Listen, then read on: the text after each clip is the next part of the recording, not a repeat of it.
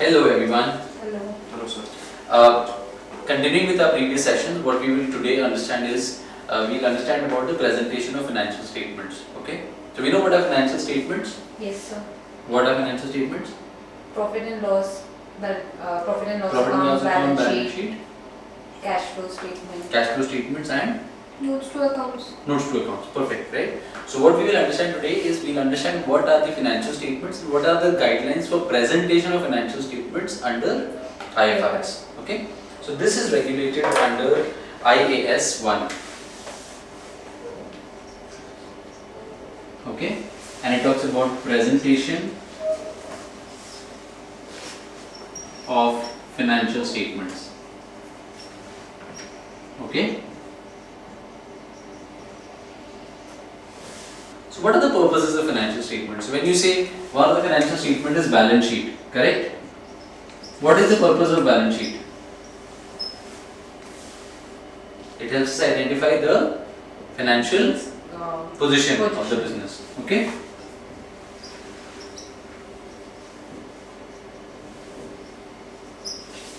What is the other statement that we talked about? The profit and loss account. So the profit and loss account helps us identify the financial financial income, or let's call it financial performance. Okay. Of the business. Then we've got the cash flow statement, which helps us identify the position of cash, right? The operating cash, investing activities, financing activities, and then there is notes. Okay? This is what we commonly understand about what is financial statements in the normal parlance. Let me rub this part and go ahead and tell you how does financial statement works under the IFRS scenario. Okay? So we leave this part, we'll rub this part and we leave this on. Okay? Can I rub this part? Yes, sir.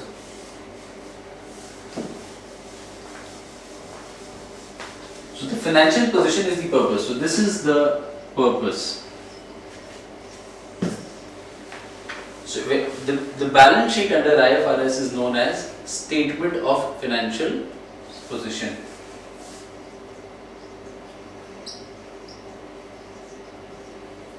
Statement of financial position.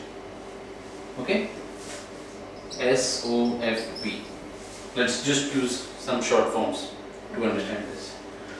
The statement for financial performance is known as statement of comprehensive income. So you just said it helps us understand the income of the books, right? Income of the business. So this is called statement of comprehensive income. So the profit and loss account is known as statement of comprehensive income. Okay? There is another statement which is called statement of changes in equity.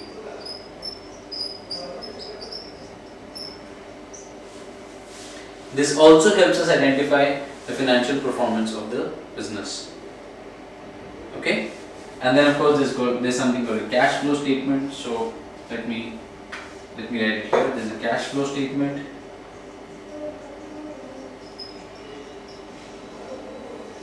And of course there are notes to accounts. Okay. So very briefly, under the IFRS, we have got similar financial statements, but they are known by different names. So balance sheet, which helps us understand the financial position, is called statement of financial position, which is SOFP, which helps us identify assets, liabilities, and so on. Then there is, in order to identify the financial performance, there are two statements: statement of comprehensive income and statement of changes in equity, and we will understand what these mean. Then we've got the cash flow statement, which is essentially the same that we make normally otherwise, and there are notes to accounts. So we will go into this very briefly in a short while. Okay? Any questions so far? No, sir. No? No, sir. Can I read this part? Yes, sir. Alright.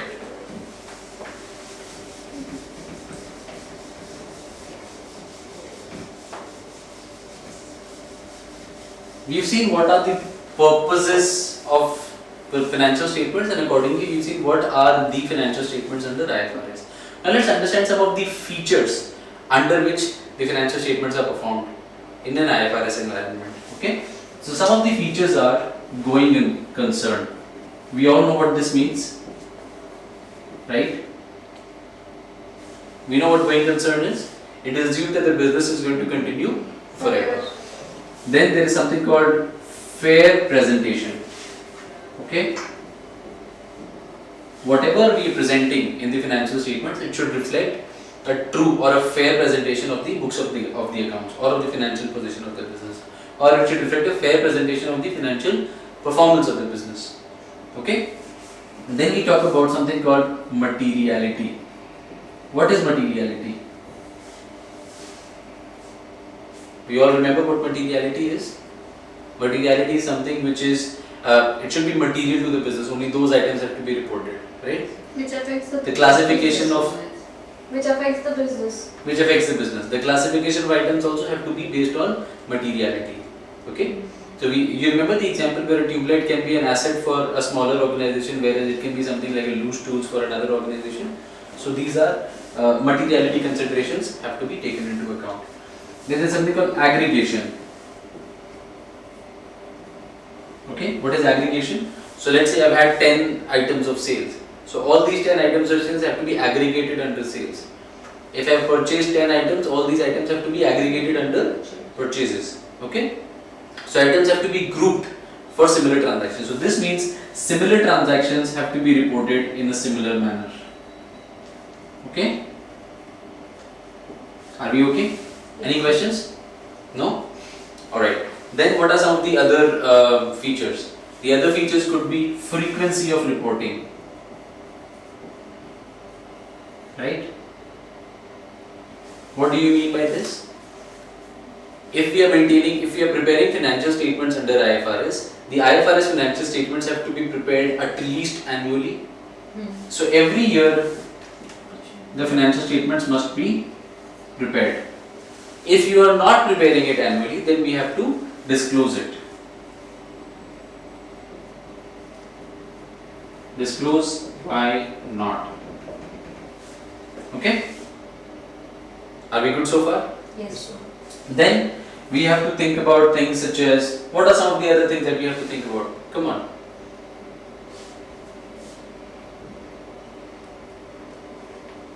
Can we talk about consistency?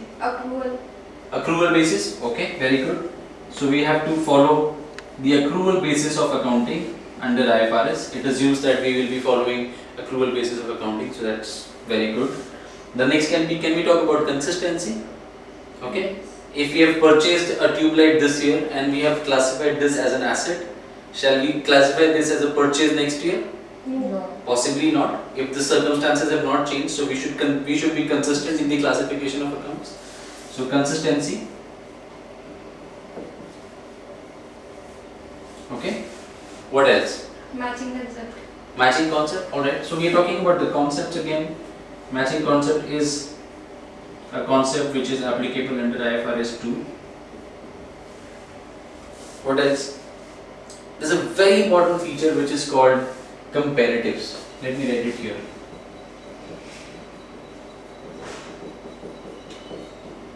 Okay, and there's a reason why I have written it in bold. Comparatives. IFRS says that when I'm presenting the financial statements, I have to present the financial statements for the corresponding period of previous year together with the current year. Okay, so it should allow a user of the financial statements to compare how was it last year as compared to what it is this year. At least 1 year before that. Okay, so let's say if I am reporting for 2013 and 2014, they must be comparatives, and they should follow the consistency principle while we are reporting the comparative numbers. Okay. So for example, if I have changed the method of depreciation, or if I have had changes in the accounting policies, these should be put into effect retrospectively so that they become comparable for last year and current year. And we know what retrospective means, right? We know what is retrospective application. The next and a very, very important feature of financial statements under IFRS is consolidation. What does consolidation mean?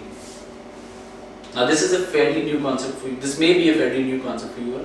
Consolidation means that I may be a company who's holding, let's say 60% shares of another company as well. Okay?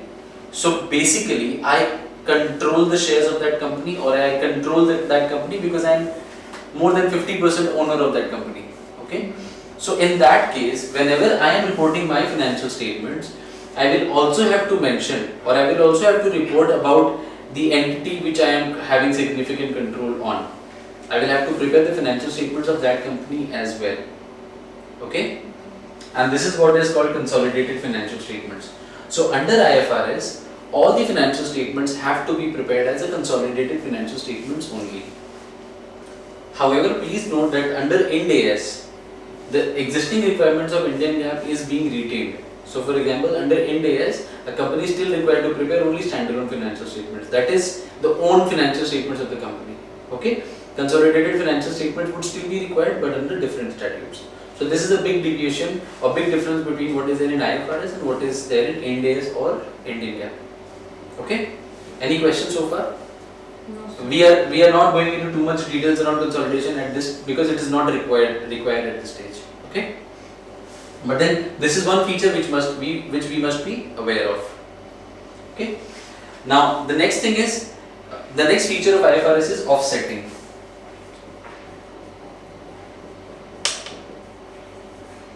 It's again a normal feature which is there in current Indian GAAP as well. It says that I should not offset an asset with a liability. If it is an asset, it has to be reported separately. If it's a liability, it should be reported separately. Similarly, an income should not be offset against an expense. Okay, unless it is required by an IFRS standard. Okay, so these are some of the important features of the financial statements under IFRS. The next important feature under IFRS is that under IFRS, we cannot classify any item as an extraordinary item. I mean, extraordinary items are literally not required under IFRS. Okay? So there is no extraordinary items under IFRS.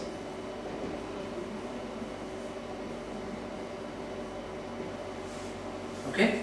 That's important. What IFRS does instead is, it helps you classify an operating item versus a non-operating item without classifying it as an extraordinary item.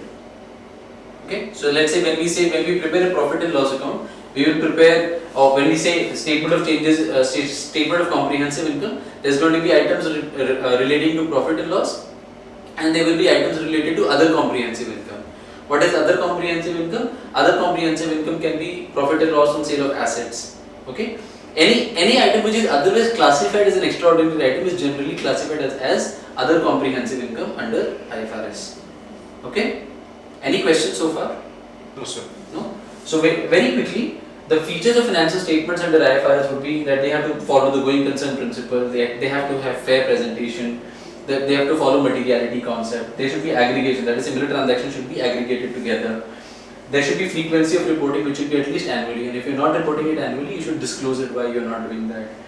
And when I say annually, I say at least annually. So there can obviously be requirement for quarterly financial statements. Okay? They have to prepare books of accounts under accrual basis. Consistency is important, that they should classify the transactions on a consistent basis. They should still follow matching concept. Offsetting of asset versus liability or income versus expenses is not allowed. Comparative is a very important feature. We must compare transactions. So whatever items are appearing in the financial statement, they should be comparable with the previous year. And IFRS requires at least 1 year of comparative financial statements. Okay. Now there is an important question that comes up here. What happens when this is my first year of IFRS? This is my first year of implementing IFRS. So let's say from till this year we are following Indian GAAP. Next year we start following IFRS. So 2014 remains Indian GAAP. 2015 becomes IFRS. What do I have to do? Will the numbers be comparable? No. The numbers will not be comparable. So what do I have to do then? Maybe we have to prepare the financial statement for 2014 and IFRS notes. Correct. So the opening balances for 2015, that is the closing balances for 2014, must be under IFRS. So the transition provisions would apply, and that would mean that the comparatives still has to be under IFRS.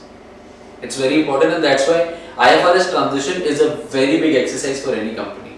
Let's understand that. Okay? Yes. Are we good?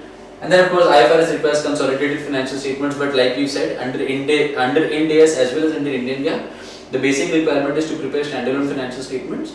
Consolidation will be required only under governing statutes. Okay? And there is no extraordinary item that can be reported under IFRS. Can I run this part? Yes, sir. We come to the last part of today's session with this, which is an introduction to what is called the statement of changes in equity. Okay?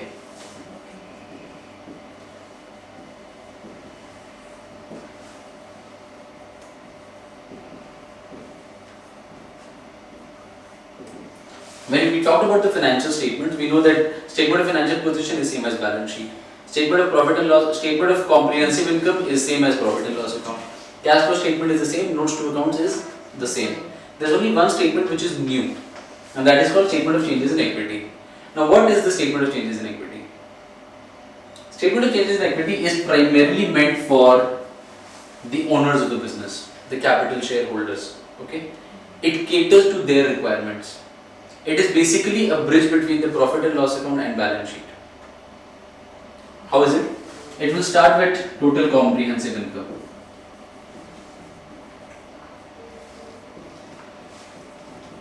That is the balance from the comprehensive income. Then there is going to be effects of restatement.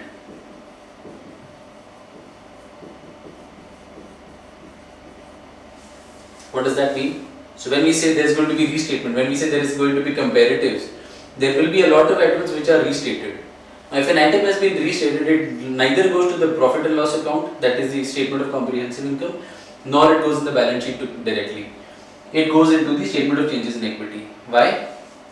Because if the depreciation amount has been changed only because of restatement, does it mean that last year my profit and loss was wrong? No. It was calculated correctly last year. Does it change the asset? Does it change the value of my asset all of a sudden?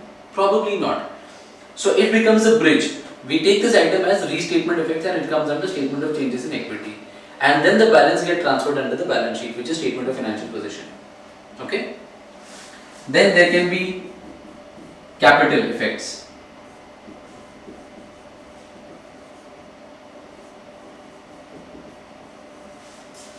This may also mean that, in short, what it means is any transaction with the owners, okay, whether it is capital contribution or distribution of capital.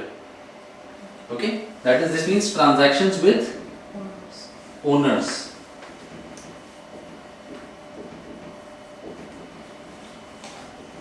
Would be coming under this. And if there is any retrospective application.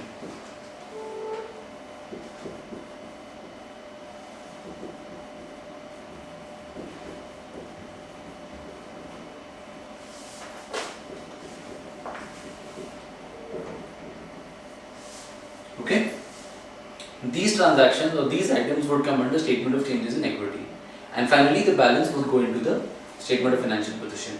Now, a good news or a bad news is the statement of changes in equity is not required under Ind AS as of now. There is a slight confusion because it has not been implemented yet. Under the Ind AS, the statement of changes in equity is part of the balance sheet. Okay. However, under the new Companies Act which has come up, a statement of changes in equity is required to be prepared if applicable.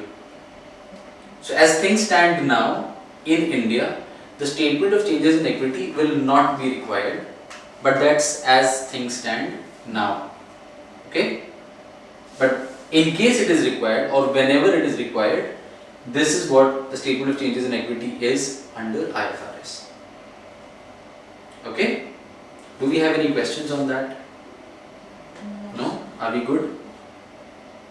Basically, this would be a bridge between the balance sheet and the profit and loss account. That is statement of comprehensive income and the statement of financial position. Okay? Shall we do a very quick recap? So we said under IFRS, which is IAS 1, the presentation of financial statement. Sorry. Financial statements are statement of financial position, statement of comprehensive income, statement of changes in equity, the cash flow statement, and notes. We've not discussed enough about notes. One of the things which is very important is under notes we have to talk about whether all the IFRS compliances have been made or not, right? What are the judgments taken by the business? What are the accounting policies? What are the estimates, right, taken by the business? For example, what is the estimated useful life of the asset? How do you account for revenue? All these items have to be reported under the notes to accounts. Okay. Cash flow statement, we are not going into too much details because we've already understood what cash flow statements are otherwise. So we're not going into too much details. Same as statement of financial, same is the case for statement of financial position as well as the statement of comprehensive income. We've discussed a little bit about statement of changes in equity because it's slightly new, it's different. Okay. And we've talked about the features under IFRS, which includes going concern, materiality, accrual basis, comparatives, consolidation, frequency, which should be annually, consistency, no offsetting is allowed between assets and liabilities, income expenses, and so on. Any questions at all? No, sir. Thank you so much.